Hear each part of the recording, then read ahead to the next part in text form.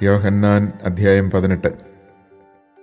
ഇത് പറഞ്ഞ ശേഷം യേശു ശിഷ്യന്മാരോടുകൂടെ കെദ്രോൻ അരുവിയുടെ അക്കരെയെത്തി. അവിടെ ഒരു തോട്ടമുണ്ടായിരുന്നു. അവനും ശിഷ്യന്മാരും അതിൽ പ്രവേശിച്ചു. അവനെ ഒറ്റിക്കൊടുത്ത യൂദാസിനും ആ സ്ഥലം അറിയാമായിരുന്നു.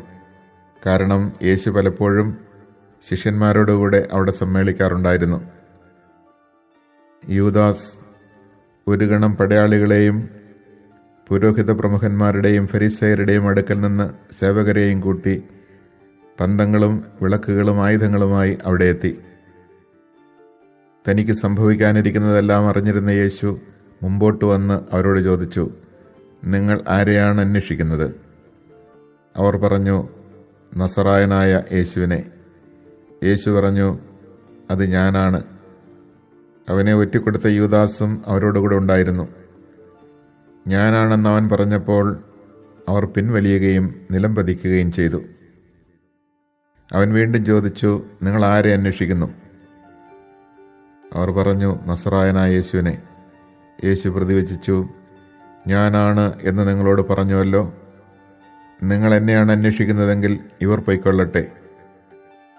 നീ എനിക്ക് തന്നവരിൽ ആരെയും ഞാൻ നഷ്ടപ്പെടുത്തിയില്ല എന്ന് അവൻ പറഞ്ഞ വചനം പൂർത്തിയാകാൻ വേണ്ടിയായിരുന്നു ഇത്. ശിമയോൻ പത്രോസ് വാളൂരി പ്രധാന പുരോഹിതൻ്റെ ഭൃത്യനെ വെട്ടി അവൻ്റെ വലത് ചെവി ഛേദിച്ചു കളഞ്ഞു. ആ ഭൃത്യൻ്റെ പേര് മൽക്കോസ് എന്നായിരുന്നു.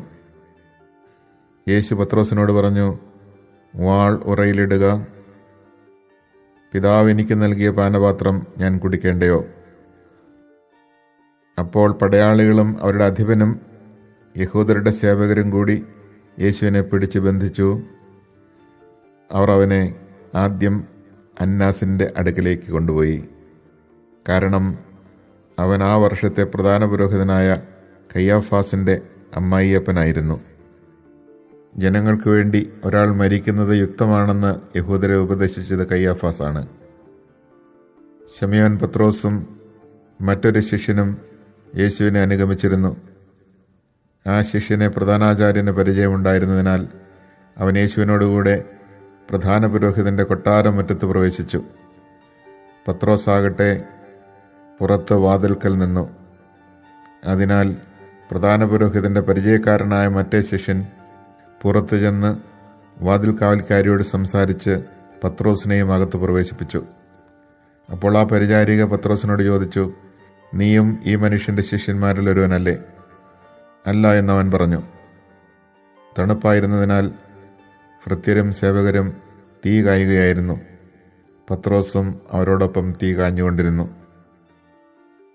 പ്രധാന പുരോഹിതൻ യേശുവിനെ അവൻ്റെ ശിഷ്യരെയും പ്രബോധനത്തെയും കുറിച്ച് ചോദ്യം ചെയ്തു. യേശു മറുപടി പറഞ്ഞു, ഞാൻ പരസ്യമായിട്ടാണ് ലോകത്തോട് സംസാരിച്ചത്. എല്ലാ യഹൂദരും ഒരുമിച്ച് കൂടുന്ന സിനഗോഗിലും ദേവാലയത്തിലുമാണ് എപ്പോഴും ഞാൻ പഠിപ്പിച്ചിട്ടുള്ളത്.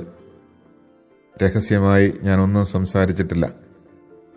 എന്നോട് ചോദിക്കുന്നത് എന്തിന്? ഞാൻ പറഞ്ഞതെന്താണെന്ന് അത് കേട്ടവരോട് ചോദിക്കുക. ഞാൻ എന്താണ് പറഞ്ഞതെന്ന് അവർക്കറിയാം. അവനിത് പറഞ്ഞപ്പോൾ അടുത്തു നിന്നിരുന്ന സേവകന്മാരിൽ ഒരുവൻ, ഇങ്ങനെയാണോ പ്രധാന പുരോഹിതനോട് മറുപടി പറയുന്നത് എന്ന് ചോദിച്ചുകൊണ്ട് യേശുവിനെ അടിച്ചു. യേശു അവനോട് പറഞ്ഞു, ഞാൻ പറഞ്ഞത് തെറ്റാണെങ്കിൽ അത് തെളിയിക്കുക. ശരിയാണ് പറഞ്ഞതെങ്കിൽ എന്തിന് നീ എന്നെ അടിക്കുന്നു? അപ്പോൾ അന്നാസ് യേശുവിനെ ബന്ധിച്ച് കയ്യാഫാസിൻ്റെ അടുക്കലേക്ക് അയച്ചു. ശിമയോൻ പത്രോസ് തീ കാഞ്ഞുകൊണ്ട് നിൽക്കുകയായിരുന്നു. അപ്പോൾ അവർ അവനോട് ചോദിച്ചു, നീയും അവൻ്റെ ശിഷ്യന്മാരിൽ ഒരുവനല്ലേ?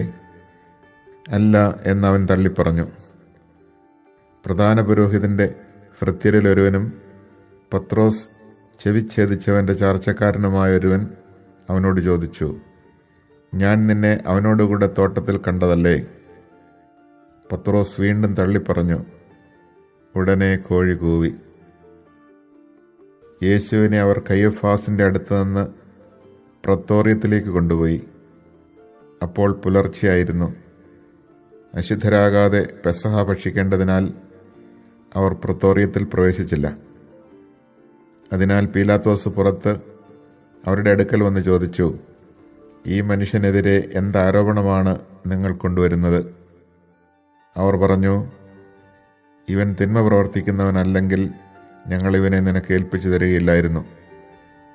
പീലാത്തോസ് പറഞ്ഞു, നിങ്ങൾ തന്നെ അവനെ കൊണ്ടുപോയി നിങ്ങളുടെ നിയമം അനുസരിച്ച് വിധിച്ചുകൊള്ളുവിൻ. അപ്പോൾ യഹൂദർ പറഞ്ഞു, ആരെയും വധിക്കുന്നതിന് നിയമം ഞങ്ങളെ അനുവദിക്കുന്നില്ല.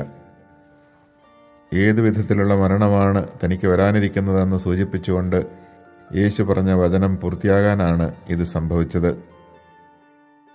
പീലാത്തോസ് വീണ്ടും പ്രത്തോറിയത്തിൽ പ്രവേശിച്ച് യേശുവിനെ വിളിച്ച് അവനോട് ചോദിച്ചു, നീ യഹൂദരുടെ രാജാവാണോ?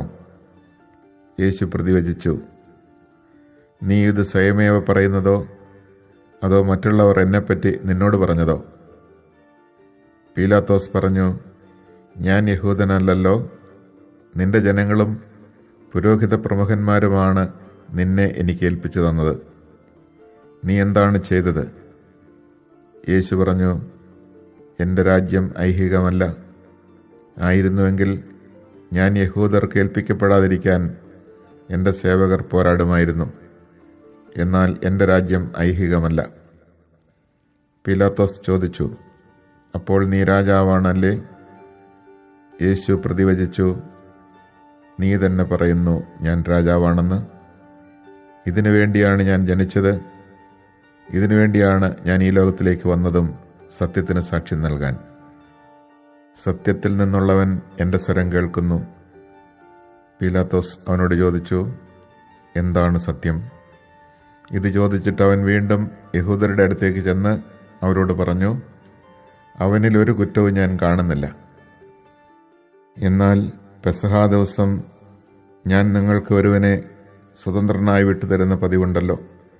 അതിനാൽ യഹൂദരുടെ രാജാവിനെ ഞാൻ നിങ്ങൾക്ക് വിട്ടുതരട്ടെയോ? ഈ മനുഷ്യനെയല്ല, ബറാബാസിനെ എന്ന് അവർ ഉച്ചത്തിൽ വിളിച്ചു പറഞ്ഞു.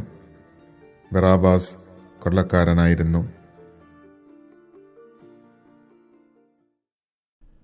Chapter 18. When he had said this, Jesus went out with his disciples across the Kidron Valley to where there was a garden, into which he and his disciples entered. Judas, his betrayer, also knew the place, because Jesus had often met there with his disciples. So Judas got a band of soldiers and guards from the chief priests and the Pharisees, and went there with lanterns, torches, and weapons. Jesus, knowing everything that was going to happen to him, went out and said to them, "Whom are you looking for?"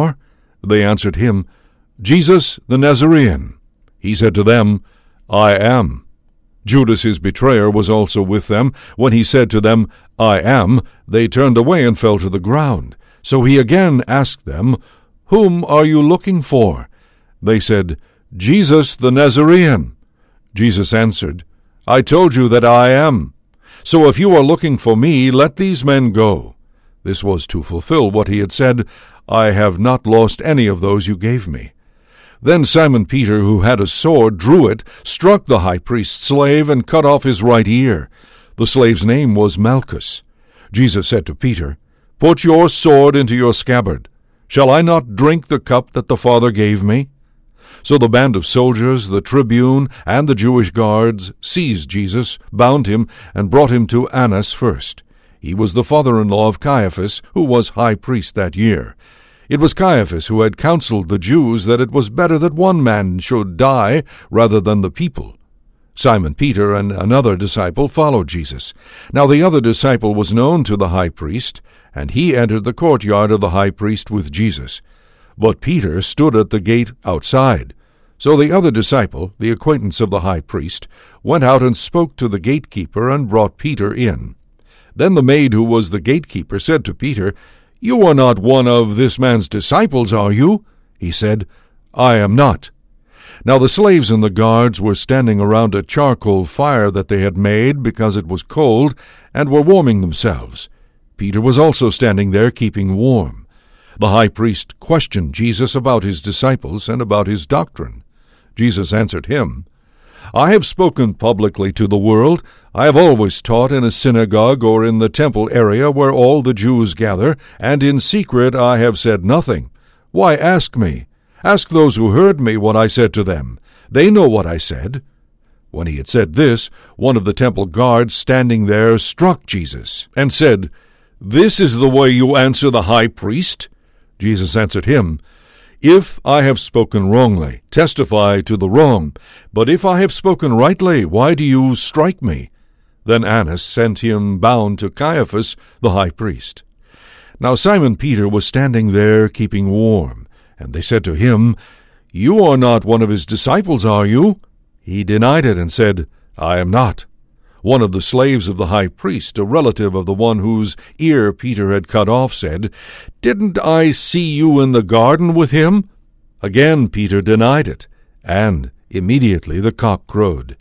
Then they brought Jesus from Caiaphas to the praetorium.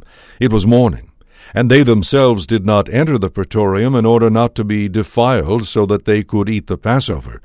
So Pilate came out to them and said, "What charge do you bring against this man?" They answered and said to him, "If he were not a criminal, we would not have handed him over to you." At this Pilate said to them, "Take him yourselves and judge him according to your law." The Jews answered him, "We do not have the right to execute anyone," in order that the word of Jesus might be fulfilled, that he said, indicating the kind of death he would die. So Pilate went back into the praetorium and summoned Jesus and said to him, "Are you the king of the Jews?" Jesus answered, "Do you say this on your own, or have others told you about me?" Pilate answered, "I am not a Jew, am I? Your own nation and the chief priests handed you over to me. What have you done?" Jesus answered, "My kingdom does not belong to this world. If my kingdom did belong to this world, my attendants would be fighting to keep me from being handed over to the Jews. But as it is, my kingdom is not here." So Pilate said to him, "Then you are a king." Jesus answered, "You say I am a king. For this I was born, and for this I came into the world, to testify to the truth. Everyone who belongs to the truth listens to my voice." Pilate said to him, "What is truth?" When he had said this, he again went out to the Jews and said to them, "I find no guilt in him. But you have a custom that I release one prisoner to you at Passover. Do you want me to release to you the King of the Jews?" They cried out again, "Not this one, but Barabbas." Now Barabbas was a revolutionary.